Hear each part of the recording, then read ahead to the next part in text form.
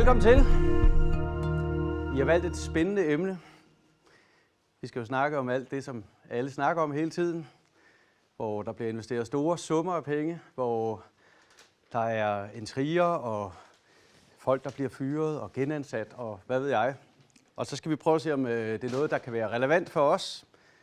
Hvor mange af jer har prøvet at arbejde lidt med noget kunstig intelligens, ChatGPT, de her forskellige ting? En smule. Virker det? Yes. Ja. Nå, det jeg vil gøre, det er, at jeg vil starte med at snakke en lille smule om den intelligens, vi selv render rundt med heroppe.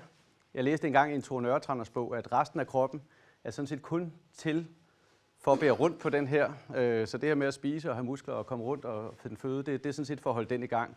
Det giver meget god mening, for det er helt vildt, hvad der er derinde. Det er nok lidt et mysterium næsten, hvordan det fungerer. Det er ret nemt at lave. Det tager 9 måneder, og vi kan alle sammen finde ud af det, men det er ret vildt at sætte sig lidt ind i.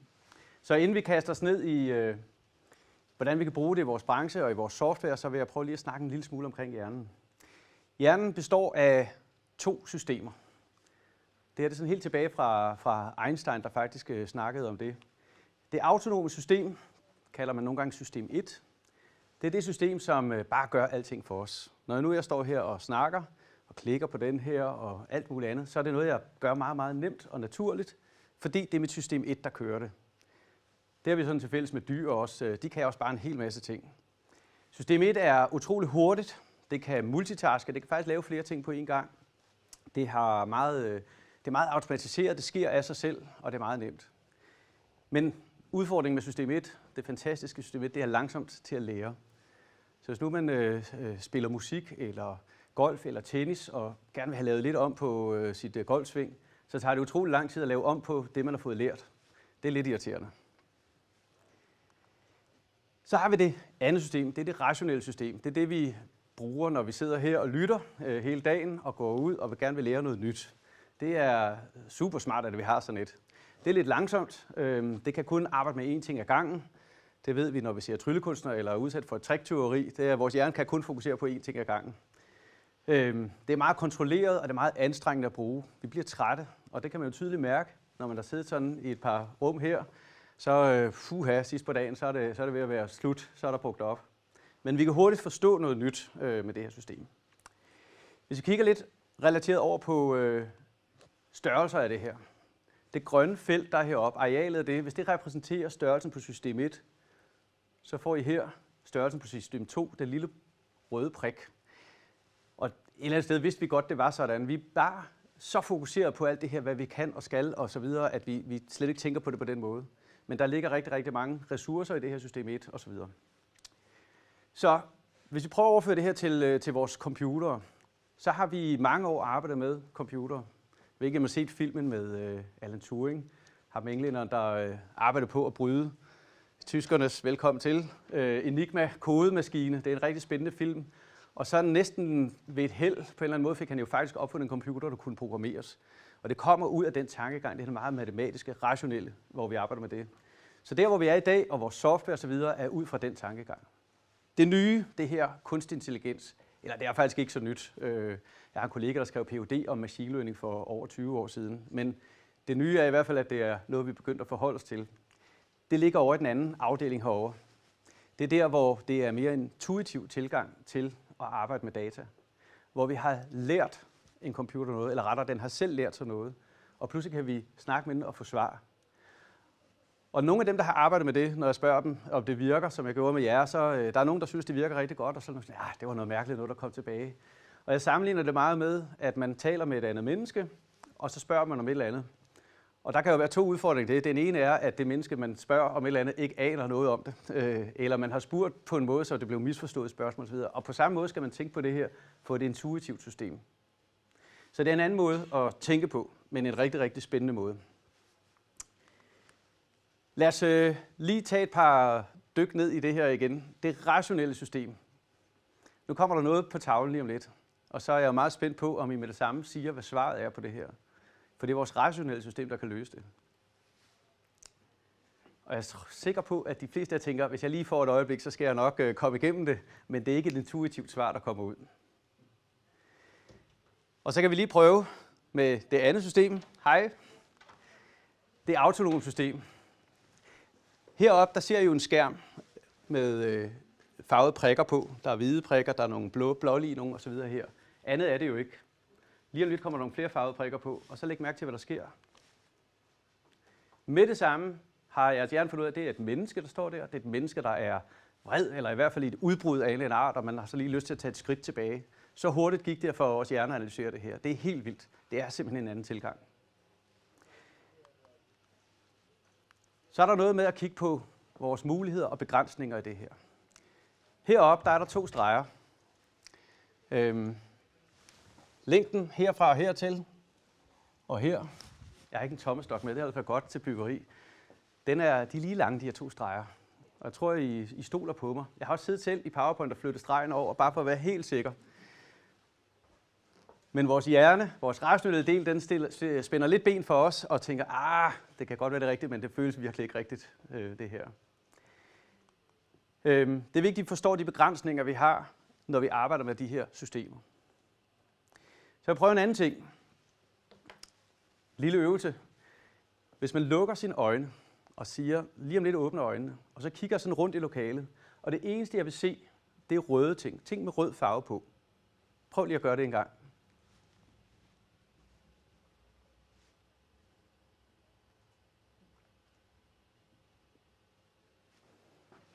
Virker det?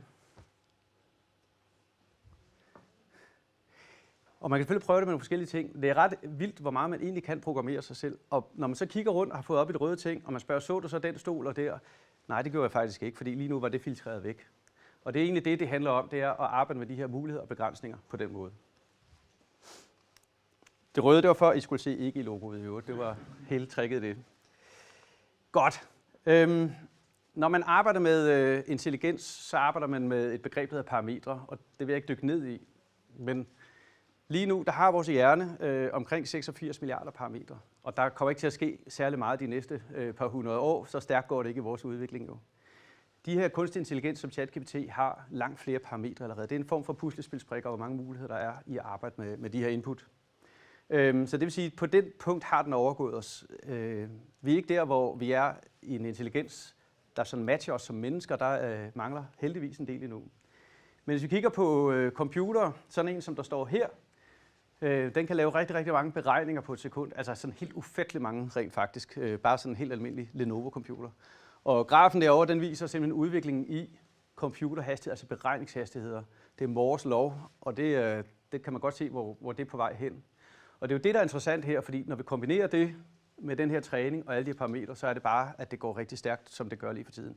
Og det er jo derfor, at machine learning har været kendt stof i 20 år, men faktisk først er blevet brugbart nu. Det skal også siges, at ChatGPT, til dem af jer, der ikke lige har sådan dykket ned i, hvad det der ligger bagved, den blev udviklet til at hjælpe med at finde på det næste ord, når man sad og skrev. Sådan set bare til at hjælpe med at skrive tekst i virkeligheden. Og det var det, man trænede den til, så den finder det mest sandsynlige næste ord hele tiden. Men lige pludselig så havde man nemlig fået så stærke computer og trænet så godt, at den skriver nærmest historien selv, og så derfra er det gået stærkt. Så det er vildt. Og noget, der bliver rigtig vildt, det er jo det, vi kalder kvantecomputere, som man arbejder med og faktisk er kommet rigtig langt med. Og der er vi sådan helt nede i Niels Bohr, partikler, som er forbundet med hinanden, uden at man kan forstå, hvordan, og arbejde med noget, der er midt imellem et-tal og nuller i computeren og sådan nogle ting. Og det her, det ændrer alt. Pludselig er krypteringer og sådan noget der kan brydes osv. Så hvis man rører det her sammen i sådan en gryde, så har jeg i hvert fald en fornemmelse af, at vi virkelig kommer til at mærke til det. Så jeg tror, at vi skal øve os lidt i det her, forholde os til det, og også forholde os kritisk til det, men også se, hvor det kan gøre noget for os, fordi det er nok lidt ligesom internettet. Det er kommet for at blive, og det kommer hurtigere, end vi tror. Så hvordan udnytter vi de her AI-muligheder i vores byggeri og de dagligdag, vi har i det? Vi skal betragte det som et værktøj. Der er ikke noget, der sådan er rigtig, rigtig intelligent endnu. Og så skal vi udnytte de her muligheder og forstå de begrænsninger, der ligger i det. Og det tror jeg egentlig er det, der lige tager lidt tid at prøve at få hovedet rundt om. Vi er vant til, når vi taster noget på en computer, så får vi et præcist svar ud. Og jeg har prøvet at gå og tænke over, hvordan man kunne illustrere det her med, hvordan man spørger, så man får de rigtige svar. Og mit bedste billede op i hovedet, det var de her Angry Birds, hvor man jo skal sende en fugl afsted for at ramme grisene derovre. Og der sidder man jo og øver sig lidt i, hvor langt skal jeg trække tilbage og hvad vinkel. Og hvis man rammer forkert, så prøver man, at den skulle have været lidt længere et eller andet. Og det er faktisk lidt samme tankegang. Så når man spørger ChatGPT om noget, så skal man huske at prøve at omformulere og lære lidt omkring, hvordan skal man egentlig spørge. Der er rigtig meget af det, og man kan bare google det. Det er super nemt. Så får man nogle helt andre svar og resultater ud af det. Det er rigtig, rigtig spændende. Godt. Hos EG har vi jo kastet os over det her og ser på de muligheder, der ligger. Så jeg vil fortælle jer lidt om de konkrete ting, vi arbejder med, og faktisk også vise jer noget af det. En af de ting, vi arbejder på helt fælles i EG, det er at få noget chathjælp, altså den her som en form for support, når man har brug for, hvordan kan jeg gøre det og det, hvordan var det nu, man lavede den udskrift eller et eller andet. Kunne spørge 24/7, som man siger, altså hele tiden have den mulighed for hurtigt at få nogle svar. Jeg har set nogle regnskabssystemer, som også har sådan noget, og det fungerer rigtig, rigtig godt. Og der er masser af værktøjer derude i verden, som vi kan bruge til det. Så det er sådan lige til højre benet at få arbejdet med. Så arbejder vi arbejder rigtig meget med byggeri og struktur og kompleksitet. Hvordan kan man få kunstig intelligens til at hjælpe med at bygge strukturer for os?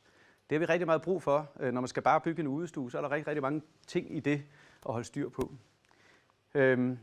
Der er også noget med at kunne genbruge de data, vi har arbejdet med. Vi producerer en masse data hele tiden, når vi laver kalkulationer, når vi laver checklister og alt sådan noget. Hvordan kan vi få hjælp til at genbruge de data, vi allerede har lavet? Fejl og mangler.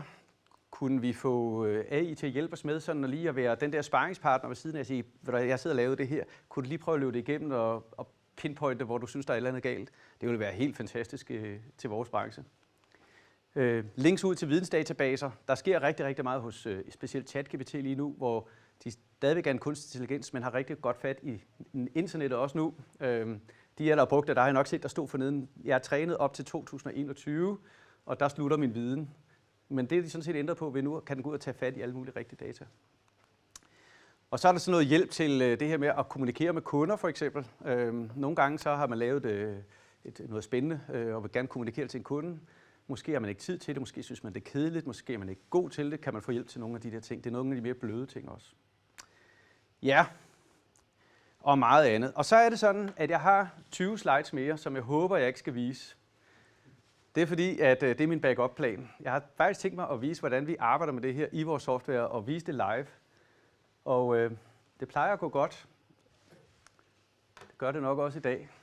Jeg skal jo sige, at billedet her, det er lavet af ChatGPT til formålet i dag. Det er jo også en dejlig hjælp, når man skal lave sådan en præsentation. Så kan man lige få den til at hjælpe med det. Så nu forsøger jeg mig ud i noget. Jeg ved ikke, om I kender vores kalkulationsprogram Sigma. Det vil jeg ikke snakke særlig meget om, fordi pointen er sådan set bare, at det er et kalkulationsprogram til at prøve at beregne prisen på et byggeri. Og det vi har lavet inde i Sigma her, det er en lille knap, der hedder Sigma AI Assistent. Og jeg skal skynde mig at sige, det er prototype, det er ikke noget, vi er ude med endnu. Når jeg klikker på den, så får jeg mit lille assistentvindue op her, hvor den siger, hvad kan jeg hjælpe dig med? Og så kan jeg ellers begynde at stille den spørgsmål, og det skal jeg nok vise lidt af. Men vi har også lavet sådan nogle foruddefinerede knapper for nogle af de spørgsmål, som måske er helt oplagt at stille, og hvor vi kan gøre den endnu stærkere på området. Og det første, det er, når nu sådan en som mig, der går lidt mere op i computer end byggeteknik, skal prøve at regne et tag, så har jeg skrevet ind, jeg har hørt noget med gitterspær, isolering, tagplader og en dampspærre. Kan vide, om der mangler noget. Og så kunne jeg jo trykke på den her knap, der hedder foreslå glemte materialer. Og så krydser jeg en lille smule fingre. Se nu der. Taglægter, nødvendigt for at skabe et fast og stabilt overflade til tagpladerne, det lyder rigtigt. Vindskider, tagfodsblik, tagrender, jamen altså, jeg tror faktisk, det hele her var nok noget, jeg burde have med i min kalkulation. Så det klikker jeg af, og så er den sat det ind her. Det kan være en utrolig god hjælp, også selvom man da har erfaring med at bygge tag. Der kan være et eller andet, man har glemt. Og vi ved jo godt, hvordan det er, når vi har givet pris på et eller andet, og kunden har sagt ja tak. Så kan man godt blive sponsor på projektet, hvis der er noget, man har glemt jo. Det var et lille eksempel på det. Et andet godt eksempel, det er, når nu det er bæredygtighed, som vi arbejder rigtig meget med, og også gør i vores kalkulationsprogrammer. Det er at sige, kunne du hjælpe mig med at prøve at foreslå nogle alternative materialer, som er mere bæredygtige? Så jeg klikker på den her, foreslå LCA-materialer. Jeg vil godt garantere, at det er live det her. Det er ikke et tv-køkken og et eller andet. Sådan. Brug limtræsspær i stedet for gitterspær. Hampisolering i stedet for mineraluld. det er et bæredygtigt alternativ med lav GVP, tagpap i stedet for osv. Så den kommer op med nogle forslag, og så må jeg jo vurdere, om jeg synes, det lyder godt og rentabelt, og som det rigtige, jeg skal bruge i det her. Ja. Når jeg så har regnet med tag, så har jeg også lovet kunden lige at give tilbud på en udestue. Og nu kunne I jo høre, at jeg var tagekspert, men udestuer, der er jeg virkelig på udebane, ja. Så siger jeg, kan du lige hjælpe med en struktur på det? Jeg skriver den, hvad skal du lave? En udestue. Så ja, lader vi den lige prøve at se, om den kan hjælpe mig lidt med det. Der kommer en udestue her. Der er noget grundarbejde. Gravning, udgravning, fundament, konstruktion, stålkonstruktion, vægge, tag, vinduer, døre, gulvbelægning, isolering, indvendig finish. Jeg kunne måske have skrevet lidt mere end bare udestue, så havde jeg fået lidt mere ud af det også. Men ideen er jo god nok. Og det vi gør her, det er jo, at vi pakker ligesom det her ind, sådan så at man som bruger, i kontekst af det, man sidder og arbejder med, bare skal give en lille smule input. Så sørger vi for at få lavet de rigtige spørgsmål ud til den her intelligens, og det data, vi får tilbage, putter vi jo ind i programmet, så man heller ikke skal sidde og taste eller noget selv. Det er sådan en hel tankegang i det, vi laver lige nu. Vi arbejder på nogle andre ting. Opret bygningsdele, altså en gipsvæg. Ja, endelig, der er et spørgsmål. Det er godt. Nej, jeg er bare nysgerrig. Hvis du nu kører live på den der gulvbelægning, så får den til at oprette en understruktur, så jeg siger nogle strøm og sådan noget der. Ja, det kan jeg garantere godt, og noget kan jeg gøre. Vi kan sådan set prøve her. Jeg kan lige prøve at lave en ja, udestue i detaljer. Vi ved ikke, hvad der sker. Det er rigtig spændende. Sådan. Nu kom der i hvert fald noget mere kød på, må man sige. Og det er jo det, vi sidder og arbejder med. Hvordan kan vi massere det til at komme med de gode svar og de rigtige svar? Så ja. Men hjælp til at få oprettet bygningsdele til sine prisbiblioteker og sådan nogle ting arbejder med.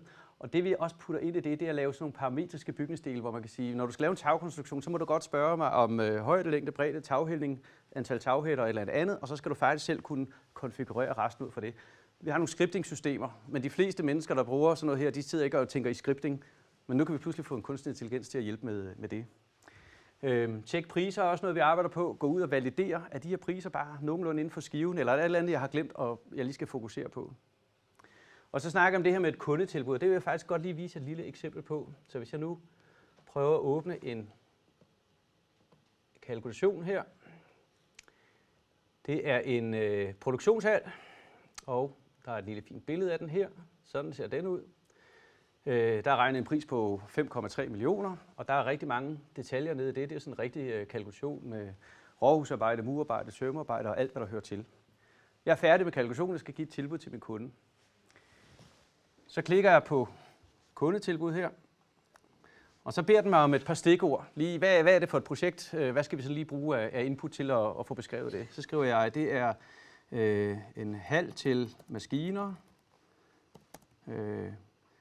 bygges på blød muld, kræver ekstra fundering, indgange sikres med rulleporte. Det kunne være sådan noget. Så det var nok til at hjælpe den i gang. Så knokler den lidt på det og laver arbejdet for mig.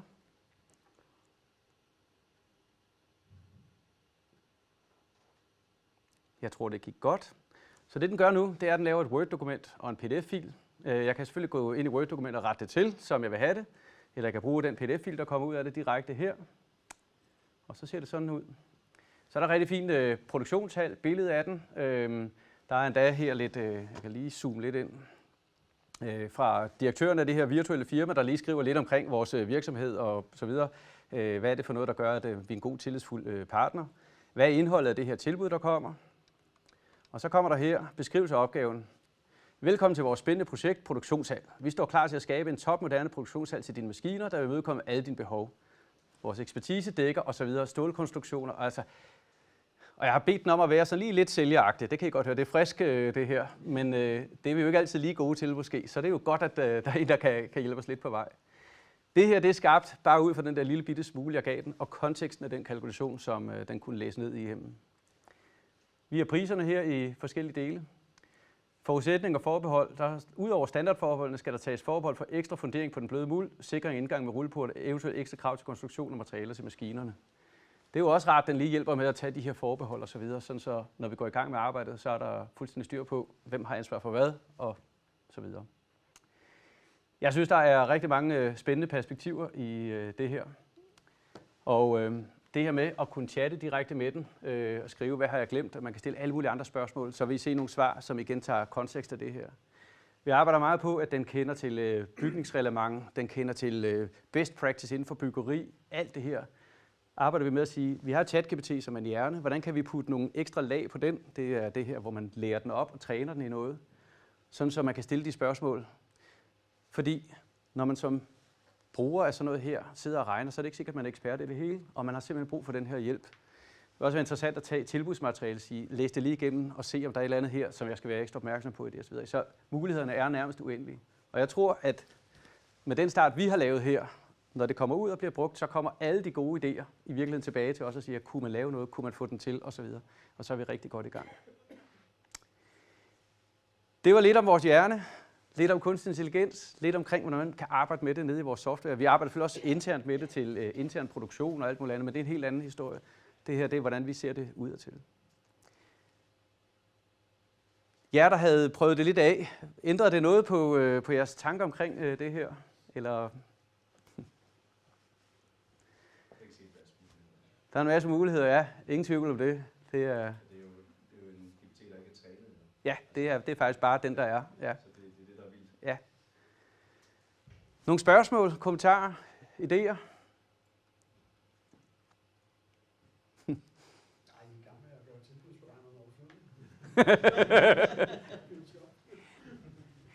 Jamen, vil vi ikke også give nogle i forhold til at lave noget i andre lande, og også i forhold til konkurrence på udlandet, at det er meget nemmere for et udlandsk firma at gå ind og lave et tilbud ud fra en robot, der måske har danske forbehold og kan til det danske byggemarked, så sige, vi laver et tilbud, og det skal være til Danmark. Ja, helt sikkert, og vice versa selvfølgelig også, at man får muligheden den anden vej. At konkurrencen udefra kan blive større. Det kan den garanteret godt. Og jeg tror også, det er vigtigt, men netop, altså, der var en innovationsekspert engang, der sagde, når man sidder og laver noget, så kan man se, at der kommer sådan en teknologi mod en, der siger, hov, tager det noget fra mig nu? Så er der jo to muligheder. Den ene er at sige, nej, jeg prøver at ignorere det der, og så bare arbejde endnu mere her. Ikke? Eller den anden er, at man hopper med på toget og siger, hvordan kan jeg bruge det, der kommer ind der til min forretning? Så for nogen vil det også give en overvejelse på at sige, den strategi, vi har for vores virksomhed, er der et eller andet, vi skal kigge på det, og skal vi revidere? Det samme med altså LCA-regler, alle de her ESG-ting, der kommer osv., skal vi kigge på strategien, og det tror jeg, man skal begynde. Og det er også derfor, det er vigtigt at komme i gang med at forholde sig til, hvad det her er, og hvad det betyder. Ja. Men også i forhold til, hvis man har udenlandsk arbejdskraft, og så du har en eller anden arbejdsbeskrivelse, så siger oversæt den lige til polsk. Altså, det kan den i hvert fald. Ja. Eller, ja. At man kan meget nemt sådan få anden arbejdskraft ind. Ja, ja. Ja, men det er rigtigt. Ja, ja, ja, ja. Man skal jo tænke på det, som om man lige har ansat et par nye medarbejdere. De koster heldigvis nærmest ikke noget. Og nogle af de medarbejdere, det er måske til noget robotsarbejde, som man ikke selv har tid til. Andre, det er jo faktisk eksperter, man tager ind, som du siger, oversættelse og så videre. Ikke? Så det er jo det, man får lige pludselig. Ja. Hvordan gør man, når der så kommer et bygningsreglement? Vi har en maskinlæring på bygningsreglement i dag, så kommer det. Ja, så det vi gør så som softwarevirksomhed, det er, at vi sikrer for det første, at de data, der kommer frem og tilbage, det kører ind i Microsoft Azure, hvor de har lavet et lukket miljø, sådan så man er sikker på, at sine data er der. Den anden ting, vi gør, det er, at vi træner og vedligeholder det her. Så når der kommer et nyt bygningsreglement, så er det vores opgave at sikre, at den er trænet med det for eksempel osv. Så det er den forpligtelse, vi ligesom tager ind som leverandør. Ja. Ja, farver nye verden. Masser af muligheder.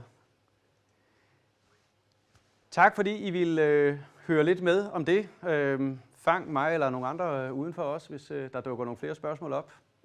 Også de efterfølgende dage og uger selvfølgelig. Vi vil rigtig gerne have noget dialog, og hvis der er nogen af jer, der synes det er interessant, så kunne vi lave noget samarbejde omkring det. Og hvornår kommer der over til at køre? Altså sådan Altså, det gode er jo, at vi er der, som du kan se nu, hvor der er noget, der virker. Så vi vil nok relativt snart invitere nogle af de brugere af vores programmer, der er interesseret, med ind til at sidde og arbejde med det her.